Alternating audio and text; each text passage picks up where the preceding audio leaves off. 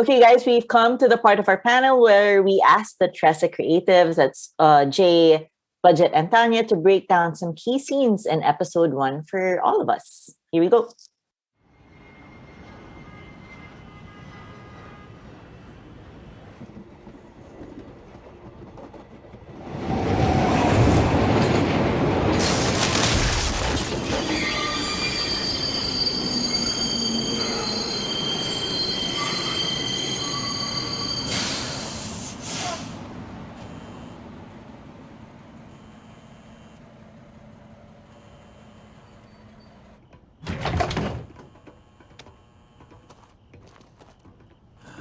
Third breakdown this month.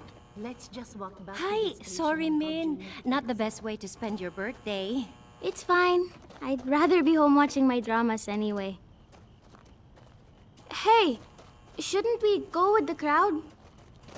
Look, there's someone up ahead.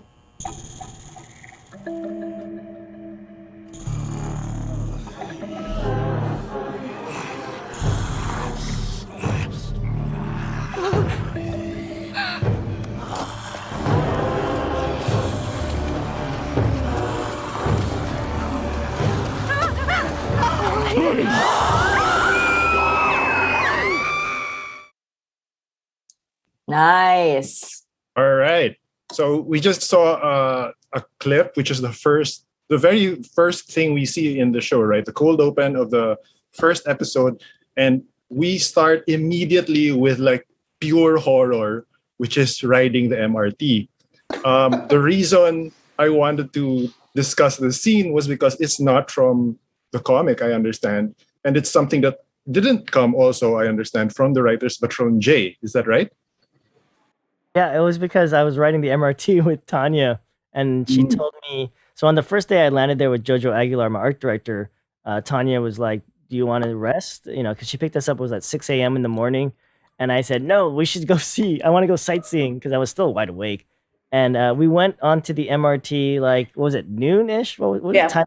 Right, it was right when it was getting really busy, and we rode all 13 stations. And I think it was right before I got to, there's a tunnel area. I think it was right before that tunnel area.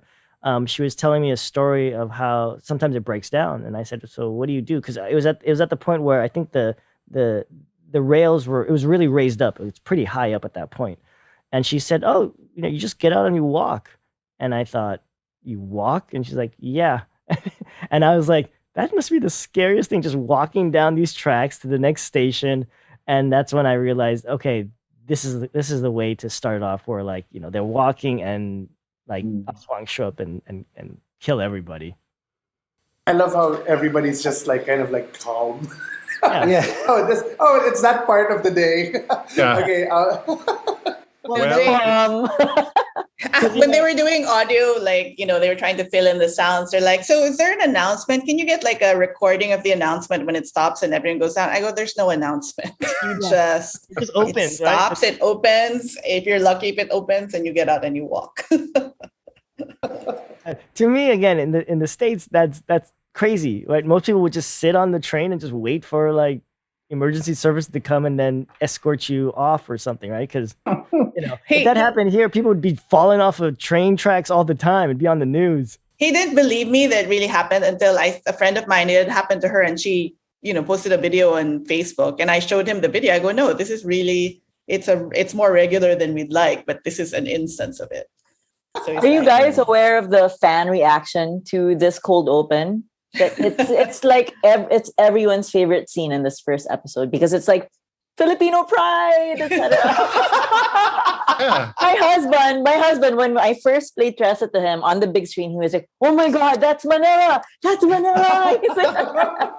It's a thrill. It's a really good choice. I think what it hits is the representation, where we are. There's something about being, specifically being in Manila and the lives we lead in Manila that we find funny, and maybe not a lot of people will understand who live outside, but seeing that specific thing where you've never seen it before, it's representation. Like, even if it's something that's not efficient, it's still great to feel, right? So I think that's what people are responding to. And I love that, it's such an effective introduction to the horror aspect, the scarier aspect of the series. But if you are from the Philippines, immediately it's relatable, right? Like, yes, I guess it's Tuesday, it's time for this to shut down. But I'm curious also now, like, what were the instructions that you gave to the score composers? Because it's very effective here. Or is it just mostly sound design, or is that something that the composers do? So what we do is once we have the finished animation, we do a spotting session where it's myself and the directors, as well as the composer and the sound effects guys, and we call things out. So I'll be like, so for example, this sequence, I wanted it all just be natural sounds, no score, and I wanted the score to come in when the reveal of the Aswang, or that there's something wrong, right? That's why I wanted to set it up where it was by that giant billboard, so that way the lights go, it flickers in different colors, and then you would see those guys kind of pop on. But again, the trying to do as much like real kind of sound. So in fact, the sound guy, my Foley guy, he ended up, I think he had his parents or his cousins, when they went back home to the Philippines, basically just record people, we call them wala, where it's just like sounds of people like at the mall or whatever. It's just random sounds to just kind of put that, and we sprinkle that in. You don't notice it, but if you listen to it, it's actually there. But we try to get the sounds as authentic as we can. So that way it does feel like we're in Manila, right? As opposed to just using some generic sounds. But yes, we planned it. Like I wanted to have, it just sounds like a regular day, and then you creep in the soundtrack and, the dread, and then, it goes right into the opening title. But what was your initial reaction when you first saw this scene? It's part of that's not in the comic book checklist. You flip in your table, like, damn it, come on. That's the first one out the gate. Yeah. But Anyway, But did it make you homesick? Oh yeah, yeah. Sick of home? Yeah. I mean, again, while you guys were talking, I was like running through my head like the different opening scenes, because that's also how I treat Trece. That the first pages 1 to 3 is usually the cold open for a Trece comic book, right? So in my head, that's you establish the crime and then Trece comes in, is the formula. So in my head, I was like trying to run through the other cold opens, and I couldn't think of anything that would have had that strong feeling, right? If they started with the White Lady of Balete Drive, I don't think it would have had that same impact, especially since this was used for the trailer. So again, that moment of it breaking down, going down on the tracks, is just something that it's something we experience on a too much regular basis, and it's talked about as well. If for the people who don't ride the MRT, we most definitely will hear about it from family and friends. So I think that's what that scene does, and yeah, especially in that. And people are like saying, it's great how they say, I know that spot. They know that there's a billboard in that exact spot.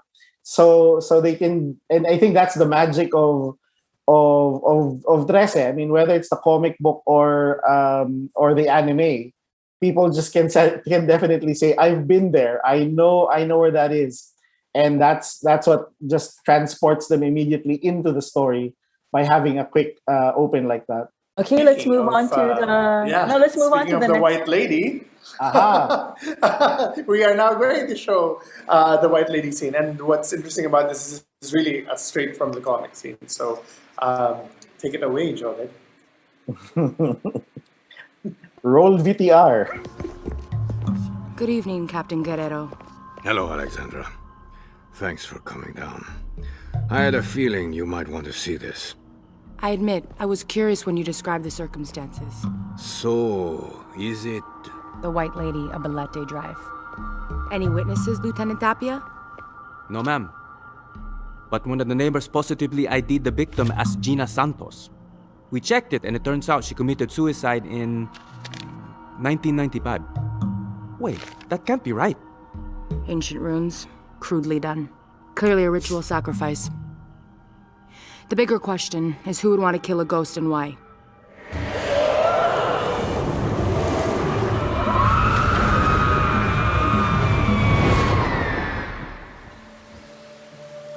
Death is nothing to be afraid of, Alexandra. And cut. And scene. Somebody just posted, a friend of mine forwarded to me because it's a bleeding heart bird, and I think he is like a I think he is sort of like a it's an ornithologist, but I don't think I think he's just more a casual bird watcher rather than an ornithologist. He's like, when Hollywood has an ornithologist. But basically I sent, because Jay had said, okay, whatever your references are for your episode, like compile it and send it to us. So I gave him the option. It's either a Maya bird or it's the bleeding heart. Like, these are the ones for this bird. I'm like, thanks, aviary of Greenbelt. It used to have an aviary. Yes. Wow. But Budget, this was what started the comic off, right? Yeah. Issue 1. Really strong image, really. So what set that off? I wanted the first case to really be about the secret origin of the White Lady. Only because we've heard so many versions of her, where she came from, why is she haunting that street, and that she has been around since, I don't know what, the 50s, I guess, or, and every decade seems to have a different version of her. So, yeah, it was really an attempt to telling who is she and why does she haunt that street. And in the initial drafts of Trece, where Trece was still Anton Trece, NBI investigator, and later on Anton Trece, tabloid reporter, that was the opening scene never changed, right? It was always him coming upon that scene, the white ladies on the street, and he's the one who notices the circle and the runes. And the second scene was him talking to the Nuno. But yeah, so going back to that, it's and I wanted the whole introduction of Guerrero and Tapia as well, so that you would establish that she's a consultant. So eventually, when she became Alexandra Trece, it was more of like, I wanted to establish that whole Gordon, Batman, Sherlock Holmes, and Lestrade relationship. Yeah. So and again, these are tropes, so that the typical comic book reader or detective fan would immediately pick up, this is the relationship they've got, and we can easily establish that in a few sentences. I have a question for Jay, which is, since this was directly from the book, is there a process where you decide like how much are you going to use the angles used by Kajo, or to just sort of go your own way if something occurs to you that you think is more effective? Well, little did I know that Kajo had redrawn the entire book. I was working off of this version, which is the 2008 version of the scene, where I didn't even know this was Tapia at first. I'm like, who's that? Because it doesn't look like Tapia, right? So you barely see Cap G there anyway. Yeah, he does say Cap G. I mean, I knew that was Captain Guerrero, but look at Nuno and everything. So this was what we were working off of when we did the series. It was one of those things where, I mean, even in that version of it, like Kajo had some really interesting angles and some great kind of shots. So it was just a matter of me looking at it and then picturing, again, in this case, we were basically lifting a case directly from the comics. So the fans have spent years, they have the comic memorized. They know every panel. So I wanted to do a little bit of callback where you did see some of the same angles, right? Except, in this version, for example, Tapia is talking about, hey, are you going to call your friend in? And then there's a shot where you see somebody walking in from behind, and then they turn around. That's the first shot of that you reveal of Alex. We did it a little differently, where we see them, they do they're talking, and then she comes in, in the side, and she's like, by the books, go right into business kind of thing. Yeah. So like I said, there's a lot of things that we try to use what Kajo had done, and then there's some things that we're just like, okay, let's now shoot it like true crime. Tanya, what were any liberties that you took for this particular scene? because you had to establish relationships already, and like this is Yeah. only like a 1 minute sequence. Yeah, it had to be pretty quick. So figuring out like when to come into the scene in terms of their dialogue, and when to bring her in, because the thing too was the prologue of doing the Manila introduction. Actually, that was like after the fact. So initially, this was going to be the first time we saw Alexandra, and actually, when I first an earlier draft of the scene had a bit of that build-up coming in, but Jay said, "Okay, we need to just cut to the chase and go right in there." So it's a quick introduction, but it sets you up for the flashback, which is then it's more into that backstory and the start of that backstory. So even though the OG fans would know who she is, and for people who are curious, you just wanted to give them a taste of at least the character, and then just repeat it more as the episode went along. I'm really interested in how you decided on the accents, right? Like I think Alexandra has an accent like akin to ours, like when we're talking to each other right now.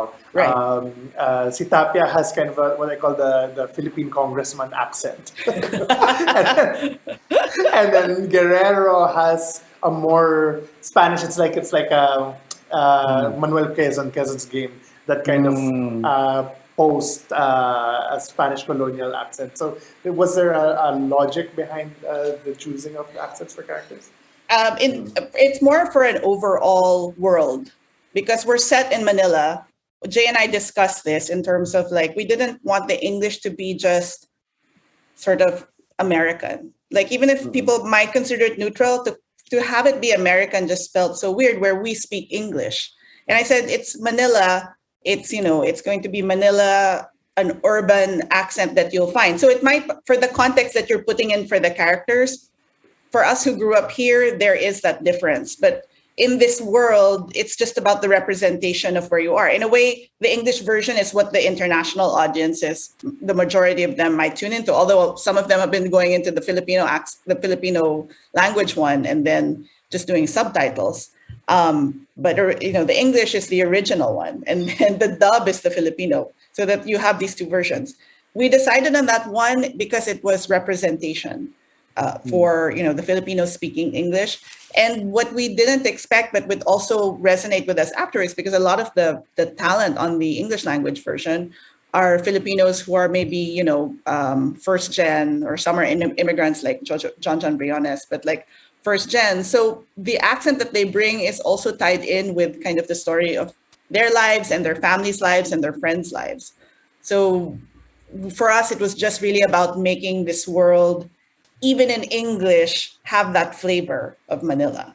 But the repercussions of that became bigger even. So yeah, and just to go with Tanya, like in the very beginning, I wanted to have that accent just because, I mean, if you're doing a show set in London, you expect everybody to have an accent, right? If it's in Moscow, if it's in English, you'd expect it to at least have a Russian accent. And for me, the Filipino accent is something that I think, I don't hear every day other than from my family. So having this in the show and keeping it consistent all the way through really meant a lot. And to go with what Tanya was saying, my cousins who are from Manila, they all have different accents. I have a cousin who speaks in a Jersey accent, but with a Tagalog accent. Which I don't understand how he has that, because he grew up in Jersey, right? He just has that. But what's funny? Sorry, Jay, you have to explain. Basically, he says he sounds like Andrew Dice Clay. I go, so when he went there, he adapted his accent. He's like, no, before he moved to the US, he already sounded like Andrew Dice Clay. I'm just like, what? Yes, yeah, with the Tagalog accent, right? I mean, but he was Andrew Dice, like that is his cadence, his English is everything Andrew Dice Clay. And so if you ever meet my cousin Eddie, you'll know, like, I like your Jason. Andrew Dice Clay. But anyways, all my cousins all sound kind of differently because they're all from different parts. The ones who are Manila speak a certain way. The ones from the province, because my family's from Bicol, right? And for example, my mother and my father are from a town in Bicol. They both grew up there. My father has a little bit more Spanish side, and my mother has more of the Chinese side. They grew up in the same town, entirely different accents. my dad is more Spanish, which is why, like with Guerrero, when people were saying like, "Well, he sounds more Spanish and this and that," I was like, "Yeah, my dad. That's what my dad sounds like, right?" Yeah. But he's born and raised in the Philippines, but because of his background, that's where his accent goes to. Whereas my mom's is a little bit different, which is my mom has a very thick accent, so which is why I told Tanya, please don't do that because I'll just think of my mom, and I don't want.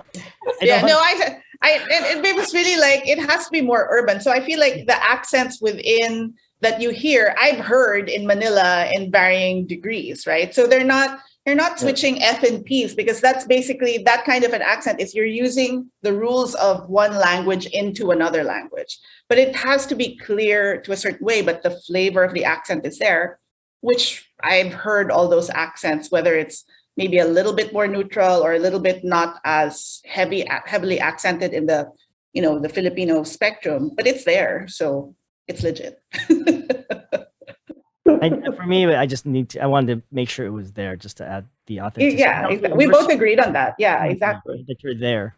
Yeah. I think we can move on to the next scene, which is something that Tanya touched upon. Distance. There was a time when magic in the world was a natural part of life. That age has passed. People fear what they don't understand. That's why our family has always been the bridge between mankind and the supernatural. Your father might be the Lakan and protector of the Accords, but I know a few things. When a soul gets lost, we Babaylan have the power to help.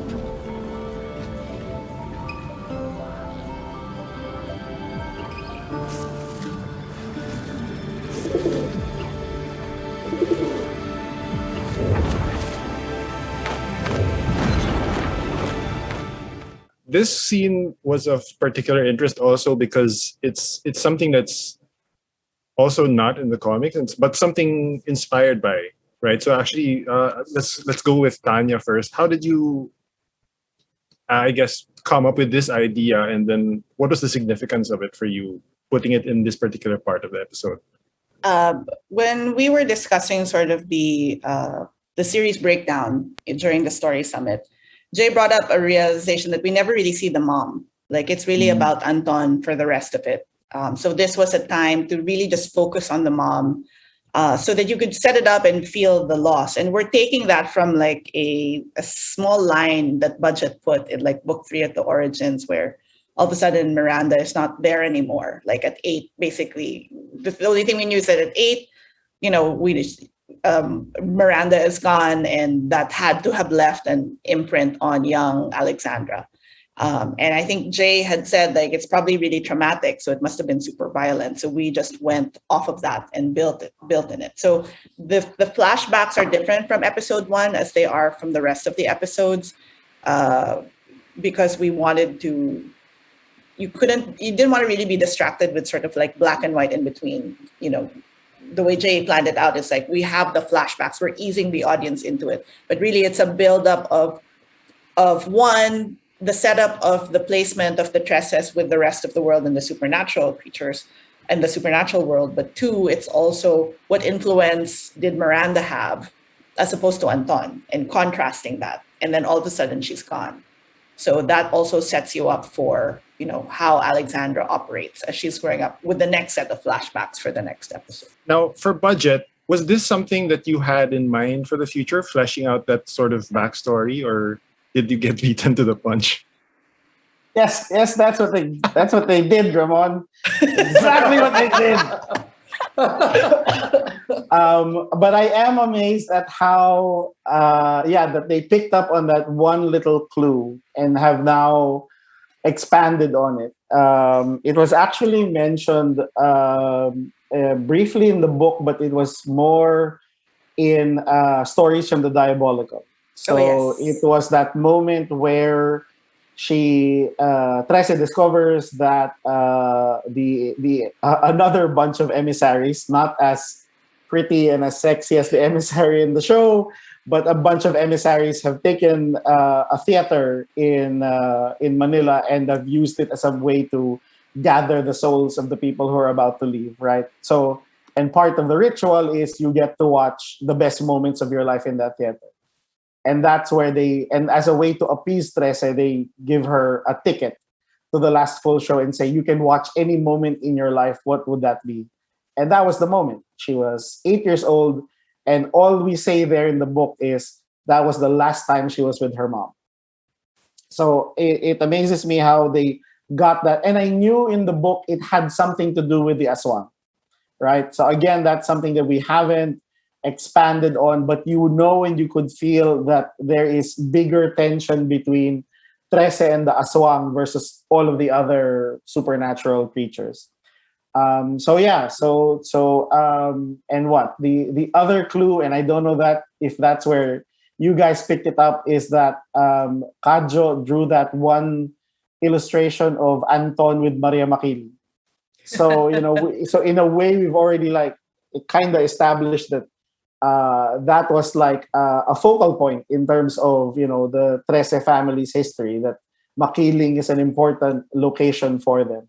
So yeah, exactly. So again, amazing how they got those little clues and has now become a cornerstone of the series. I guess I was just wondering if you feel a little bit like George R.R. Martin now, that you're sort of in a race with the show. Should it happen that we get another season, that I have to start filling these things in now before they beat me to it. In a way that I kind of feel that, but at the same time, I guess what me and Kadjo now need to do is to, if Jay and Tanya subverted the expectations of the reader when they watch the show, that's what we need to do now in the book. Because now everyone's going, well, in the show, this is what happened. So now when they read the book and we say, and this is where you find out what happened to Trece's mom, I can't help but feel, well, we need to do a little change compared to what they saw in the show. So yes, it's going to be a fun race is what it's going to be. Because that's the fun thing.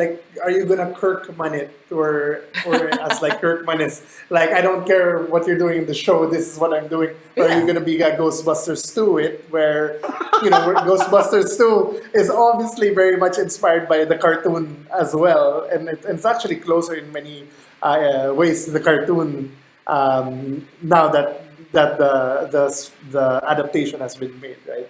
So what do you have a philosophy on that? I will find out, Quark, when I start writing that part. But I'm sure, I can't help. I mean,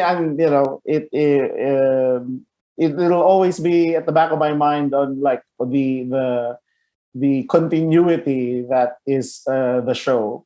But again, we've seen, we've seen so many examples of other comic book stories that have been adapted, and then they created a whole new timeline or new characters in that adaptation, and somehow they would find a different way to introduce those characters and moments. And so our favorite geeky examples is that Jimmy Olsen and Kryptonite were introduced in the radio play version of Superman and not in the comic book.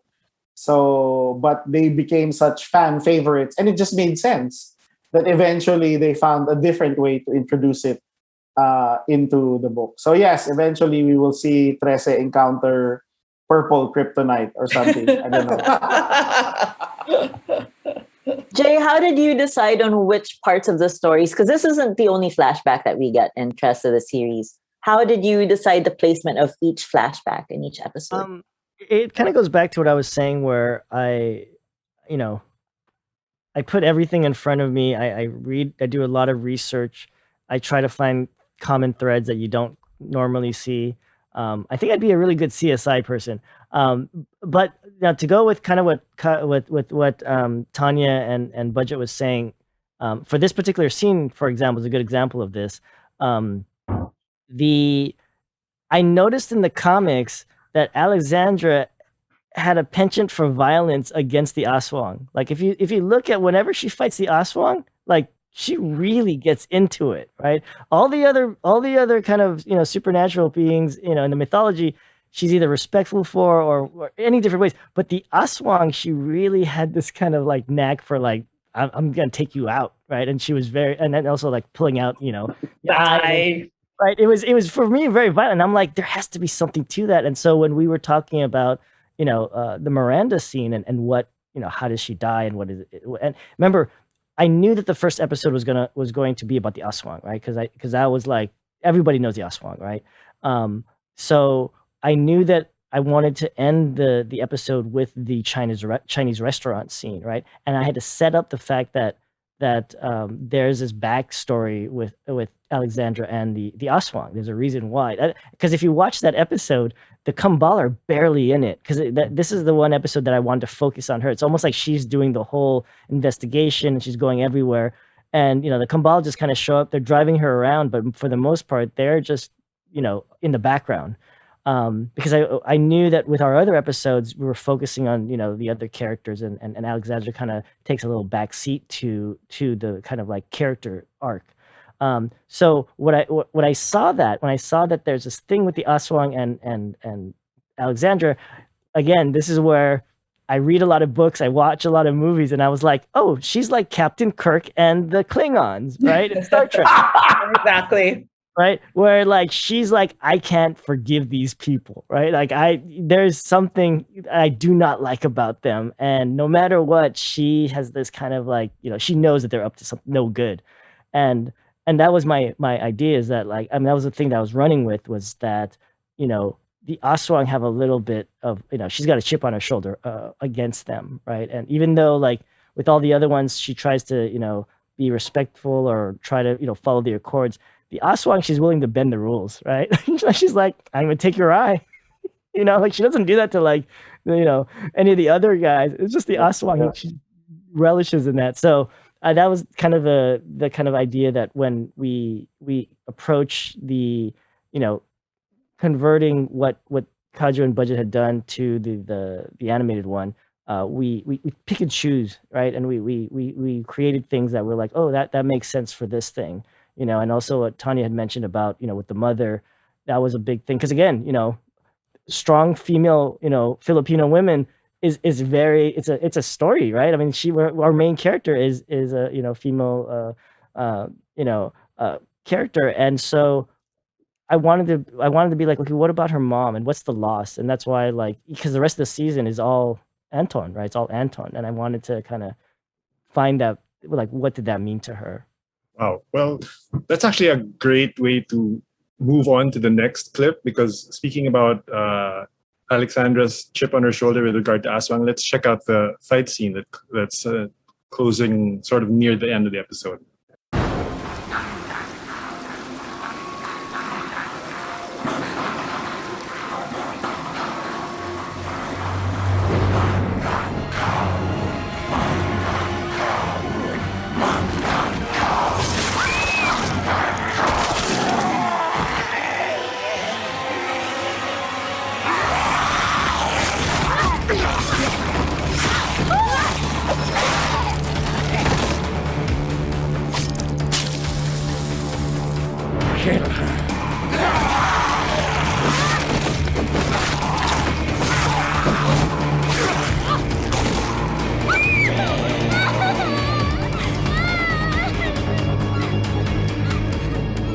Walk away, President, and maybe I let this offense slide.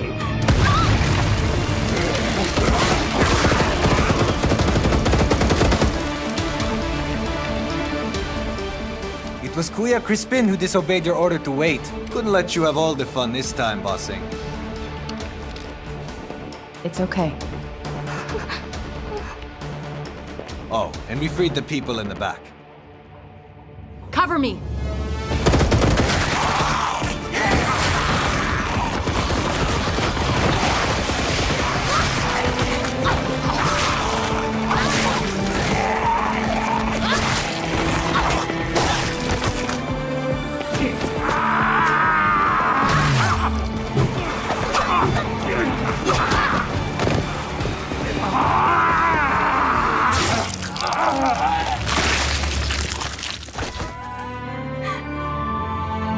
And cut.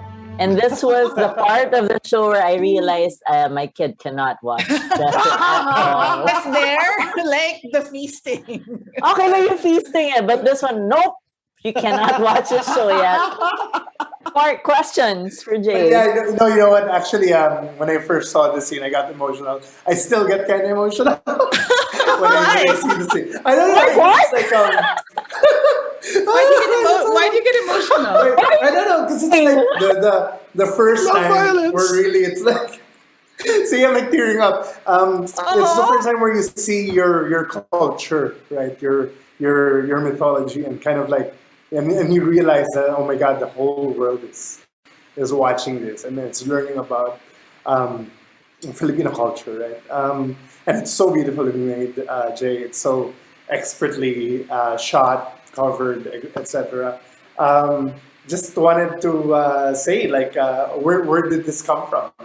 Like, how did you get started on this particular scene? I was taking my cues off of Budget and Kajo's, 13 Stations comic, where it was the Chinese restaurant scene, which I was like, I need to have this in here. This is so.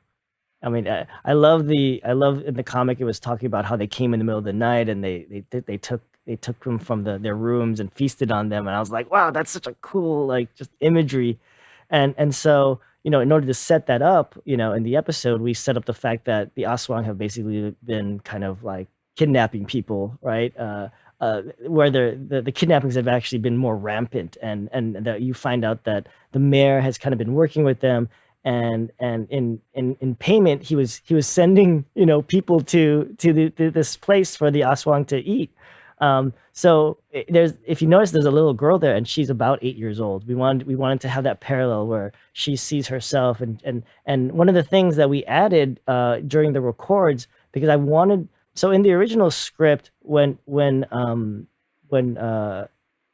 Alexandra is in the kind of like the little cave and she's hearing the battle outside, originally you were supposed to hear her mom screaming, and I was like, no, Miranda, like she's gangster, right? She's out there killing Aswang, like she's like, but I needed something that you could hear back there, and so I asked Tanya, like, what can we do? And that's where the Manggung Kaan, that's where she came up with that, right? And we made this kind of chant, almost like the orcs in Lord of the Rings, where they're and because they would do this when they're in their feeding frenzy, and I wanted to kind of tie that in where she heard that as a kid, and then now when she's in this Chinese restaurant with Zamu and these other Aswang, they start doing the same thing. They're hyping themselves up to basically eat, because they're gonna eat Alexandra, and that's where we tied it together. And that's kind of where this is the only time in the series that we really got to kind of stretch that kind of anime feel.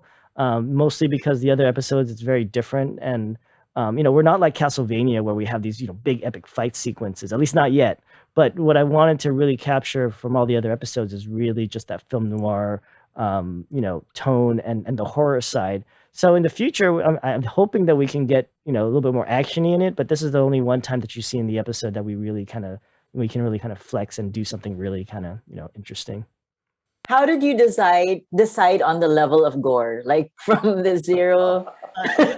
Honestly, no. Well, here's the thing. Here's what's funny is that originally I asked Netflix, like, what's the age rating from this, right? Because like I've worked on PG-13, I've worked on PG, G, whatever. Like, what is this like? And based on the comic, like I was like, this has to skew a lot more older.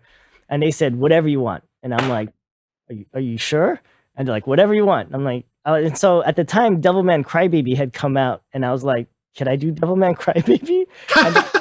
Sure, okay. So my early versions of the couple of the episodes was really, and they were like, okay, Jay, you need to pull that back. I'm like, you said they were afraid that the Filipinos would take offense to the amount of scariness that I was going, and they're like, can you? And I'm just like, but you told me Devilman Crybaby, and that is so like out there, like that is past the line, and you keep going.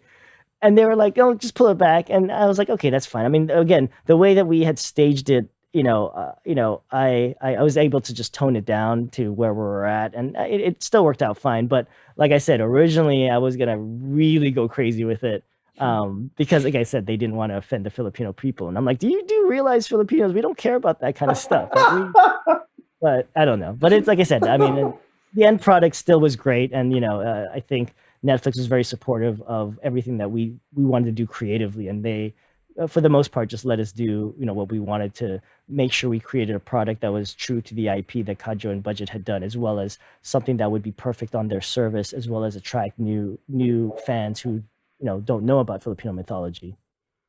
In terms of Alex's fighting style, was there research done into how to fight with a Chris? Yes. So I mean, here's the thing. Like, if you watch any of my Batman movies, I integrate so many different martial arts with Batman. I do Jeet Kune Do. I do any number. Muay Thai. We do a lot of different things. For her thing, I wanted to do a little bit more. Of course, it's we wanted to go do the Filipino martial arts. There's a moment where she breaks the broom, and she does that. I would have liked to do more Eskrima stuff. I would have loved to do that, except like I said, because of what we were doing in the story-wise, there wasn't too many ways that I could kind of showcase that, but it is in there. So that's why I wanted to do a nod to the Filipinos. Like, by the way, I do know that, there is a martial arts that they use, and and as we move forward, the idea is that I would kind of lean in on that a lot more. So as we, go further, deeper into who Alexandra Trece is and what kind of person she is.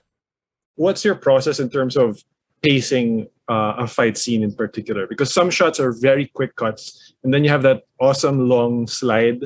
Yeah. And then you also do this thing that I really appreciate where you change almost lenses, which of course isn't really the case because it's all drawn or animated.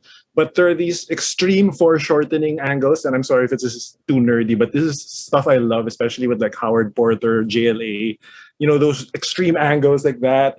And then how do you storyboard this, I guess, and then figure out, okay, this shot has to be this long or for this scene to work?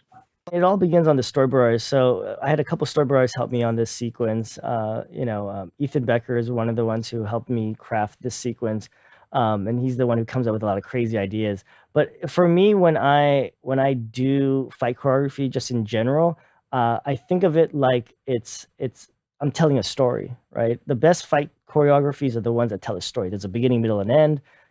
There's the setup.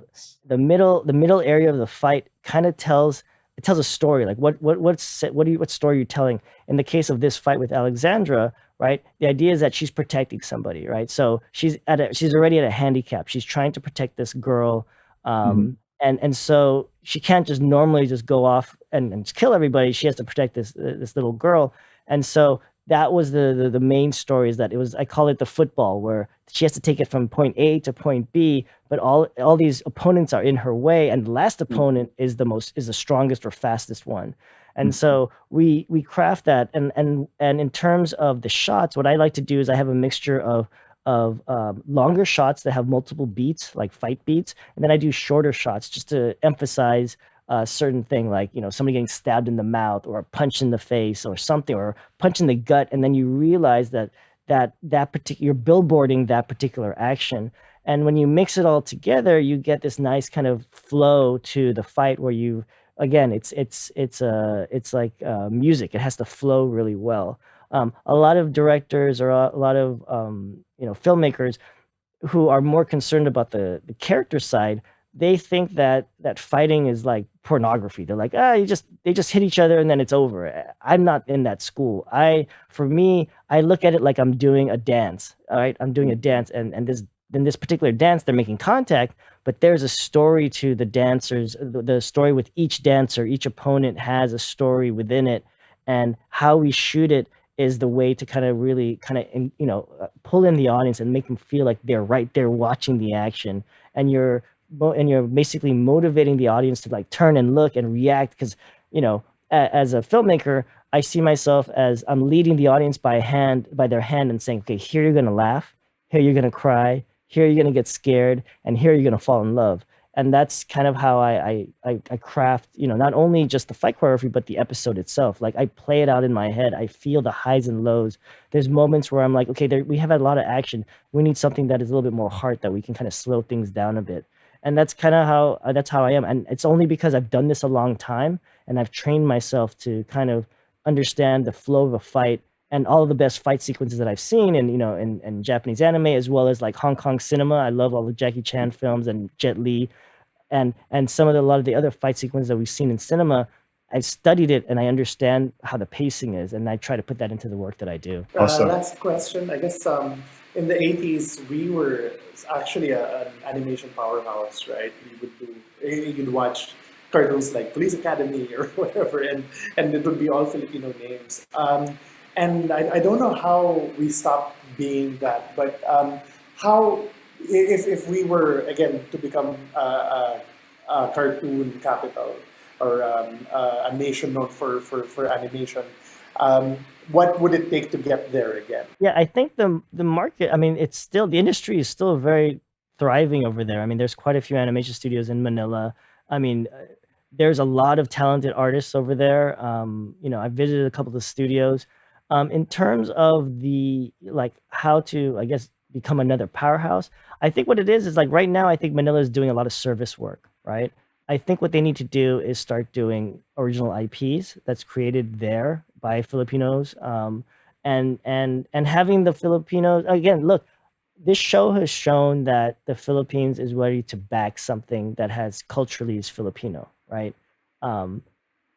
There's no reason why an animation studio or creatives can create something in the Philippines with Filipino animators and Filipino creatives all around, and do that, right? Because here's a good kind of analogy that I think, or example. Look at Korean cinema, right?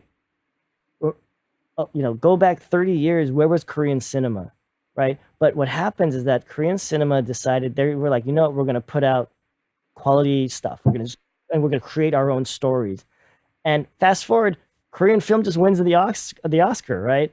And that's the thing, though, is that, like, I think they have to just make a choice to be like, we need to create original stories and back it. We need to, for the audiences to support that, right? And look at the bigger stage of, like, okay, how do we market this to America or to other places in the world, as opposed to just being something that Filipinos can consume, right? Because again, a good movie is a good movie, right? Some of the best movies out there have a universal appeal, and this shows that, people will watch it if it's good. It doesn't have to necessarily be a particular thing saying like, oh, it has to, we can't be in Tagalog, or we can't do this and that.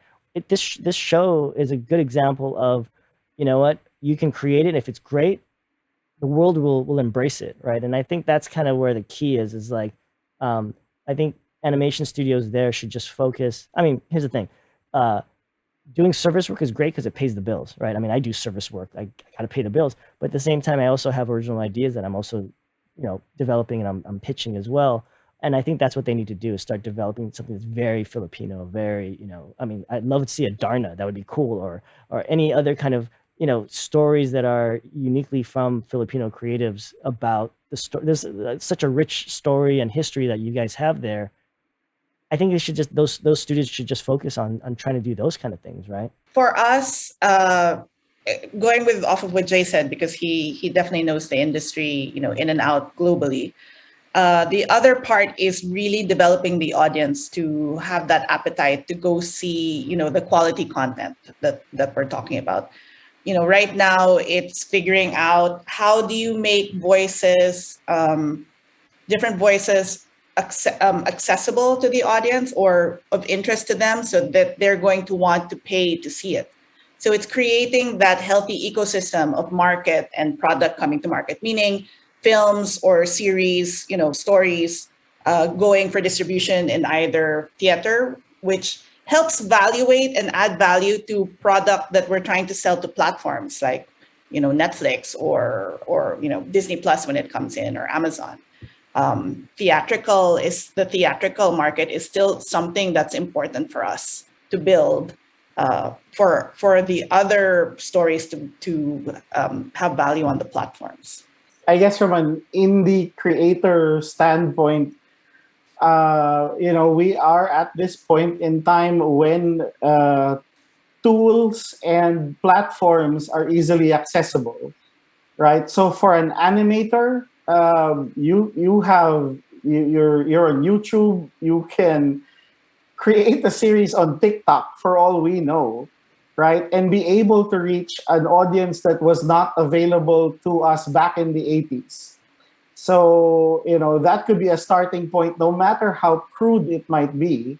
Then, the Pinoy animator and storyteller already has all of these platforms, and let that be the starting point of telling the story that they've always wanted to tell. And eventually, then that's how they create an audience, a following, which then just gives bigger producers or platforms like Netflix to be able to spot them and see, okay, maybe we can, how else can we, this already has a good following and we know they can tell a good story.